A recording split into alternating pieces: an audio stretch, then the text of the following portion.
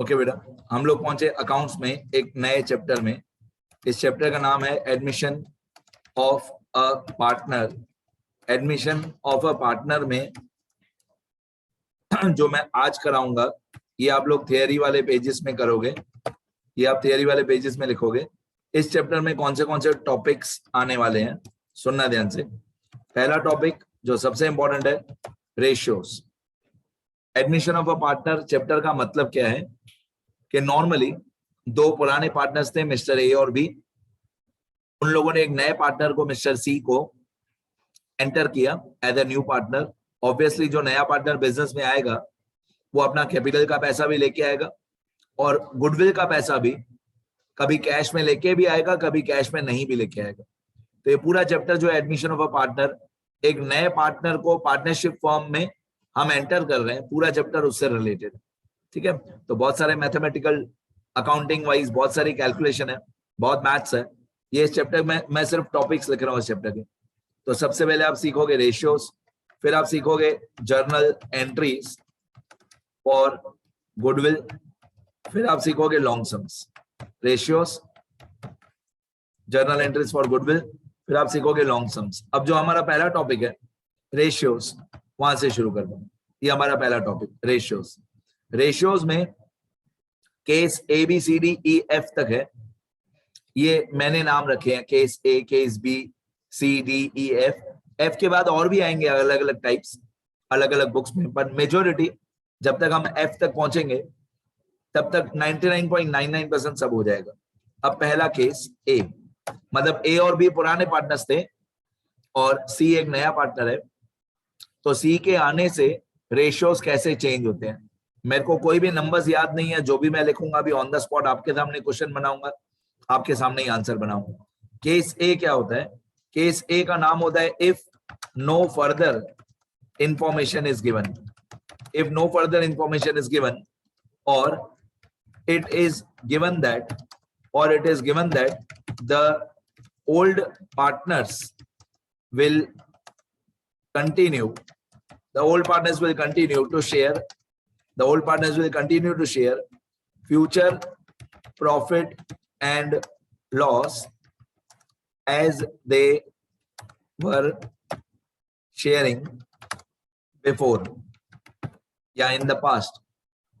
या तो no further information is given, ये केस ए हमारा। इफ नो फर्दर, अब फर्दर मतलब क्या वो धीरे धीरे नंबर्स के साथ बताऊंगा, सम्स के साथ। If no further information is given, ये केस ए होता है। या it is given that the old partners will continue to share future profit and loss as they were sharing before. अब इसका एक एग्जाम्पल या एक क्वेश्चन ले लेते हैं। इसका एग्जाम्पल या क्वेश्चन सुनना ध्यान से। ए एंड बी are, मतलब Mr. A and Mr. B are partners of a firm sharing profit and loss in the ratio of 5:2. A and B are partners of a firm sharing profit and loss in the ratio of 5:2.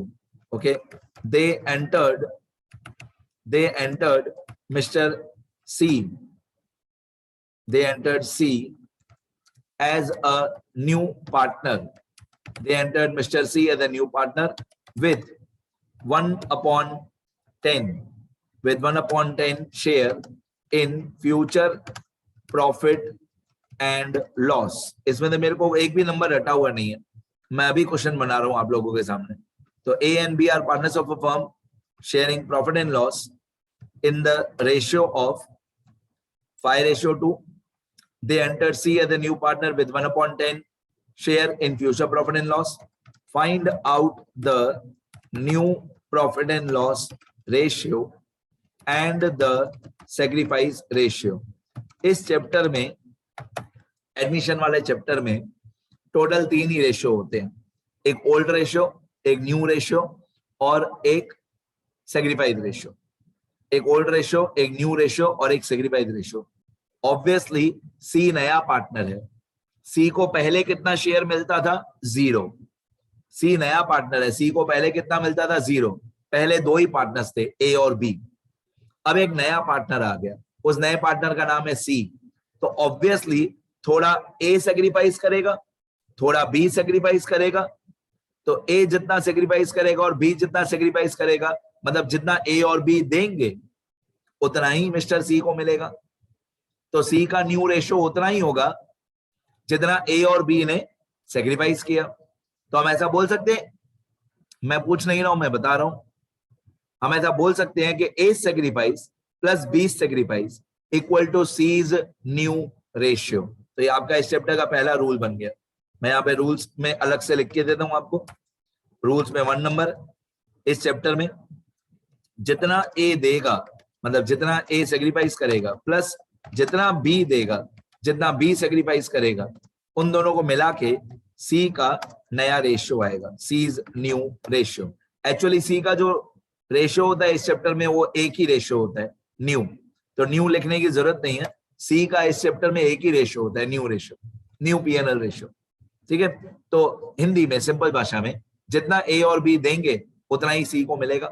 तो A sacrifice plus B sacrifice equal to C's ratio, ये इस chapter का पहला rule आपका। आगे बढ़ते हैं। अब ये क्वेश्चन हो गया हमारा, आंसर से शुरू करते हैं।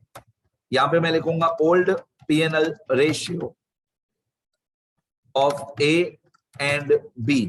अब ए और बी का ओल्ड पीएनएल रेशियो था 5:2, ये इनका ओल्ड पीएनएल रेशियो था 5:2, मतलब 5/7 और 2/7। ये ए और बी का ओल्ड पीएनएल रेशियो था 5/7 और 2/7। ठीक है, ये ए और बी का ओल्ड रेशियो था। सी नया पार्टनर है, सी का रेशियो क्वेश्चन में दिया हुआ है, कितना दिया हुआ है, ये वाला 1/10। सी नया पार्टनर है और सी का रेशियो क्वेश्चन में दिया हुआ है 1/10, ये सी का रेशियो। और इसके अलावा, इन दो चीजों के अलावा क्वेश्चन में और कुछ दिया हुआ नहीं है। ओल्ड पीएनएल रेशियो दिया हुआ है 5/7 2/7, सी का रेशियो दिया हुआ है 1/10। ये दो इंफॉर्मेशन, ओल्ड रेशियो और सी का रेशियो, ये हर क्वेश्चन में दिया हुआ होता है। मैं फिर से बोलता हूं, ये दो चीजें हर क्वेश्चन में दी हुई होती है। ओल्ड रेशियो भी दिया हुआ होता है और जो नया पार्टनर है सी, उसका रेशियो भी दिया हुआ होता है। अगर इन दो चीजों के अलावा और कुछ नहीं दिया हुआ है तो हम लोग इसको बोलते हैं case A, when no further information is given. No further मतलब क्या? नो फर्दर मतलब इन दो बातों के अलावा और कुछ नहीं दिया हुआ है। ओल्ड रेशियो हर सम में दिया हुआ होता है, सी का रेशियो वो भी हर क्वेश्चन में दिया हुआ होता है। इन दोनों के अलावा और कुछ भी नहीं दिया हुआ है तो इसको हम लोग केस ए बोलते हैं। ठीक है, आपको पता चलना चाहिए ना मैं केस ए मैं किसको बोलता हूं, if no further information is given. अब जिस तरीके से, एक और रूल बता दूं यहां पे, जिस तरीके से किसी भी परसेंटेज का टोटल हमेशा 100 होता है, the total of any percentage is always equal to 100%। अलग अलग किसी भी अमाउंट के आप पार्ट्स करोगे तो टोटल हमेशा 100% होता है। जिस तरीके से परसेंटेज का टोटल हमेशा 100 होता है, उसी तरीके से दुनिया के किसी भी रेशियो का टोटल हमेशा 1 होता है। याद रखना, दुनिया में कोई भी रेशियो हो, उस रेशियो का जितने भी उस रेशियो के पार्ट्स हैं, उन सारे पार्ट्स को प्लस करोगे तो हमेशा 1 आएगा। The total of any ratio, the total of any ratio is always equal to 1. The ratio of the total of any ratio is always equal to 1. आप दुनिया का कोई भी रेशियो ले लो, फॉर एग्जाम्पल एक रेशियो होता है 5:3:2। अब 5:3:2 तो तीनों को प्लस करो, तीनों को प्लस करोगे तो 5/3 कितना हुआ 10, तो 5/10 3/10 2/10। अब आप 5/10 5/3 पहले प्लस करो तो 10 हुआ, तो 5/10 3/10 2/10। अब इन तीनों को प्लस करके देखो तो 5/10 प्लस 3/10 प्लस 2/10, एलसीएम कितना आया 10, तो ऊपर हो जाएगा 5 + 3 + 2, एलसीएम आएगा 10, ऊपर हो जाएगा 5 + 3 + 2, 5 + 3 + 2 कितना होता है 10, 10/10 1 होता है। आप कोई भी एग्जाम्पल बना लो, कोई भी एग्जाम्पल, फॉर एग्जाम्पल 1:1:1। अब 1 और 1 और 1 तीनों को प्लस करो, कितना हुआ 3, तो 1/3 रेशियो 1/3 रेशियो 1/3। अब 1/3 1/3 1/3 तीन बार आप प्लस करो तो एलसीएम कितना आएगा 3, एलसीएम आएगा 3, ऊपर आप 1 1 1 तीनों को प्लस करो, तो 1 और 1 और 1 तीनों को प्लस करोगे तो ऊपर भी हो जाएगा 3, नीचे भी हो जाएगा 3, 3/3 कितना होगा 1। तो दुनिया के किसी भी रेशियो का टोटल हमेशा 1 होता है। अब समझना सारी बातें, यहां पे हम लोग लिखेंगे ऐसे, suppose the total profit is equal to 1। अब एक्चुअली इसमें सपोज लिखने की जरूरत नहीं है, टोटल प्रॉफिट हमेशा 1 ही होता है। तो मैंने लिखा है सपोज, पर एक्चुअली सपोज ना लिखो तो भी चलेगा, टोटल प्रॉफिट इज ऑलवेज 1, मतलब रेशियो का टोटल हमेशा 1 होता है। अब मान लो ए और बी क्या करेंगे, ए और बी क्या करेंगे, पहले टोटल प्रॉफिट 1 में से, टोटल प्रॉफिट 1 में से सी को 1/10 दे देंगे। टोटल प्रॉफिट कितना है एबीसी को मिला के, टोटल रेशियो कितना है 1, 1 में से पहले 1/10 सी को दे दो, पहले 1/10 सी को दे दो, सी इज रेशियो इक्वल टू 1/10। तो टोटल प्रॉफिट 1 में से 1/10 पहले सी को दे दो, ठीक है। तो रिमेनिंग प्रॉफिट कितना आएगा, इसको बोलते हैं रिमेनिंग प्रॉफिट।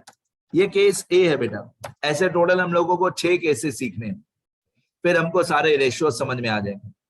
और ऑब्वियसली रेशियोज आएंगे तो ही गुडविल की एंट्री आएगी, और गुडविल की एंट्री आएगी तो ही लॉन्ग सम समझ में आएंगे। तो रिमेनिंग प्रॉफिट, टोटल प्रॉफिट हमेशा कितना होता है 1 माइनस 1/10। टोटल प्रॉफिट हमेशा 1 होता है, 1 में से पहले सी को, सी का रेशियो 1/10 दे दो, बाकी कितना बचा, बाकी रिमेनिंग प्रॉफिट ऑब्वियसली 1 माइनस 1/10। आप एलसीएम करोगे तो बाकी बचेगा 9/10। आप एलसीएम करो, यहाँ पे अपॉन 1 के अपॉन में कुछ भी नहीं है, तो 1 के अपॉन में कुछ भी नहीं है मतलब 1 ही है, और यहाँ पे 10, तो 1 और 10 दोनों का एलसीएम आएगा 10। ओके, 1 10 जा 10, तो 1 10 जा 10, यहाँ पे हो जाएगा 10 माइनस 1, 10 माइनस 1 9। तो ऑब्वियसली 1 माइनस 1/10 कितना होता है 9/10।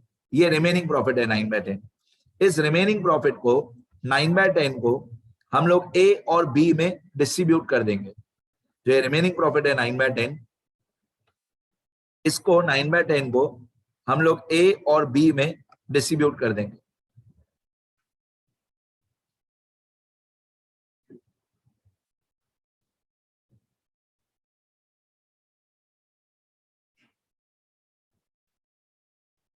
ओके, देखते जाओ। इस 9/10 के हम लोग 2 पार्ट्स कर देंगे, सुनना ध्यान से। टोटल प्रॉफिट 1 था, मैंने आपको बताया किसी भी रेशियो का टोटल हमेशा 1 होता है। अब टोटल प्रॉफिट 1 में से पहले सी का रेशियो 1/10 हमने माइनस कर दिया, बाकी रिमेनिंग प्रॉफिट आया 9/10। ये जो रिमेनिंग प्रॉफिट आया 9/10, इस 9/10 को हम लोग ए एंड बी में डिस्ट्रीब्यूट कर देंगे। कैसे डिस्ट्रीब्यूट करेंगे, ए और बी के ओल्ड रेशियो में। अब ए और बी का ओल्ड रेशियो क्या था 5:2। ए और बी का ओल्ड रेशियो था 5:2। मैं दिखाऊं आपको, ये रहा, ये ए और बी का ओल्ड रेशियो था 5:2। ठीक है, स्टार्ट कैसे करते हैं, सपोज टोटल प्रॉफिट 1, ये पहली लाइन याद रहेगी तो सब अपने आप आएगा। सपोज टोटल प्रॉफिट 1, 1 में से 1/10 दे दो सी को, बाकी बचा 9/10। ये 9/10 को आपको डिस्ट्रीब्यूट करना है। ठीक है, जैसे मैं हमेशा बोलता हूं, ऑफ का मल्टीप्लाई, ऑफ का मल्टीप्लाई। ठीक है, ऑफ का मल्टीप्लाई ये क्या होता है, 9/10 के हमको 2 पार्ट्स करने हैं, तो 9/10 का 5/7 ए को मिलेगा, वो ए का न्यू रेशियो। टोटल प्रॉफिट कितना था 1, 1 में से 1/10 किसको दे दिया सी को, बाकी कितना बचा 9/10। ये 9/10 के हमको 2 पार्ट्स करने, तो 9/10 का मतलब मल्टीप्लाई 5/7 वो ए का न्यू रेशियो हो जाएगा, और 9/10 का मतलब मल्टीप्लाई 9/10 मल्टीप्लाई बाय 2/7 वो बी का न्यू रेशियो आ जाएगा। बस हमारा आंसर खत्म हो गया। तो A's new ratio is equal to 9/10 multiply 5/7।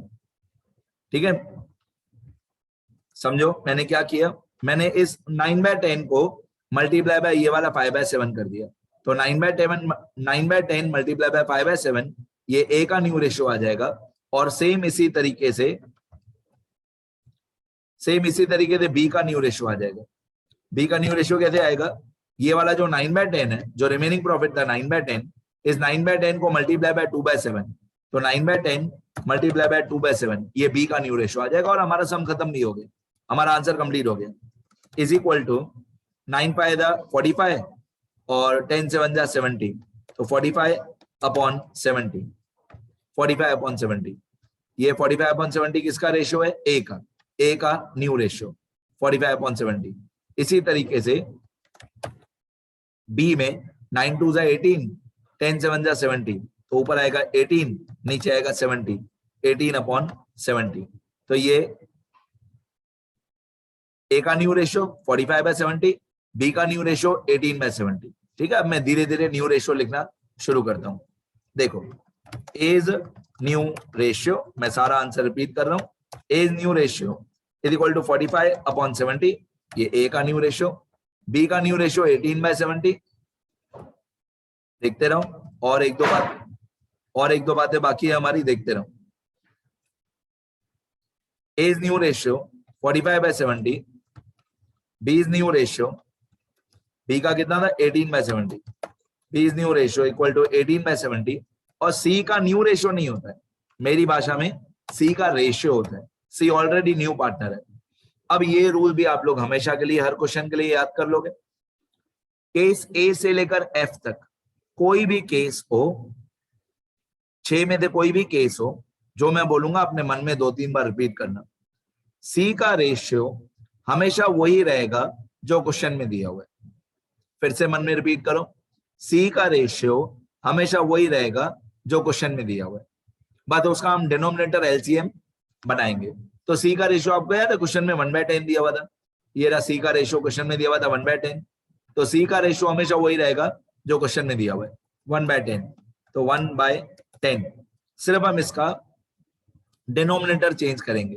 जैसे ए का रेशियो था 45/70, बी का रेशियो था 18/70, सी का रेशियो है 1/10, तो हम लोग क्या करेंगे, इस 1/10 को एलसीएम 70 बनाएंगे, क्योंकि अगर ए का एलसीएम डिनोमिनेटर 70 है, बी का 70 है, तो सी का भी 70 होना चाहिए।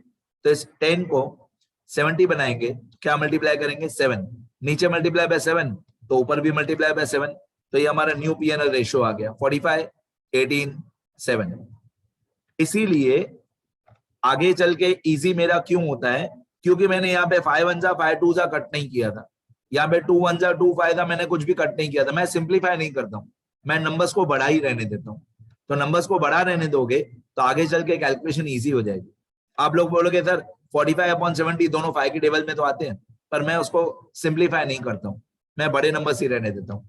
तो ए का न्यू रेशियो 45/70, बी का न्यू रेशियो 18/70, सी का न्यू रेशियो 7/70। अब तीनों को प्लस करके देखो, 45 और 18 63 होता है, 63 और 7 70 होता है, तो 70/70 आंसर टैली हो गया, 70/70। तो new PNL ratio of A B and C, हमारा आंसर आ गया, ए का 45, बी का 18 और सी का 7, ये हमारा न्यू पीएनएल रेशियो है 45 18 7। अब ये आंसर हमारा अधूरा है, क्योंकि मैंने आपको न्यू रेशियो फाइंड करने सिखा दिया, अभी भी मेरे को सेग्रीफाइड रेशियो फाइंड करना, कैसे सेग्रीफाइड रेशियो फाइंड करते हैं वो बाकी है, और उसके लिए मैं अलग वीडियो लेक्चर बनाऊंगा। अब एक बार ये कंप्लीट हो गया ना, अब आपको 1 मिनट में समझ में आ जाएगा। देखो, ओल्ड पीएनएल रेशियो 5:2 था, डन। सी का रेशियो 1/10 था, डन। केस ए में no further information is given, मतलब सिर्फ ओल्ड रेशियो दिया हुआ होता है और सी का रेशियो दिया हुआ होता है। केस ए की स्टार्टिंग याद करो, सिर्फ सपोज टोटल प्रॉफिट 1 में से 1/10 सी को दे दो, बाकी कितना बचा 9/10। इस 9/10 को ए और बी में डिस्ट्रीब्यूट कर दो, मतलब मल्टीप्लाई कर दो, ए और बी में मल्टीप्लाई कर दो, ए और बी के ओल्ड रेशियो में। तो इस 9/10 के 2 पार्ट्स कर दो, 9/10 का 5/7 ए को मिलेगा और 9/10 का 2/7 बी को मिलेगा, तो ये ए और बी का न्यू रेशियो आ गया। फिर मैंने बोला कि सी का रेशियो हमेशा वही रहेगा जो क्वेश्चन में दिया हुआ है, सिर्फ एलसीएम सेम बनाना पड़ेगा। सी का रेशियो हमेशा वही रहेगा जो क्वेश्चन में दिया हुआ है 1/10, सिर्फ एलसीएम में मैंने 70 बनाया, तो नीचे और ऊपर मल्टीप्लाई बाय 7 कर दिया, तो न्यू रेशियो आ गया। बाकी सेक्रीफाइस रेशियो के लिए अलग वीडियो लेक्चर। पहले इतना मैं स्क्रॉल कर देता हूं, इसको केस ए बोलते हैं। चैप्टर का नाम admission of a partner, theory वाले पेजेस लिखना अच्छे से।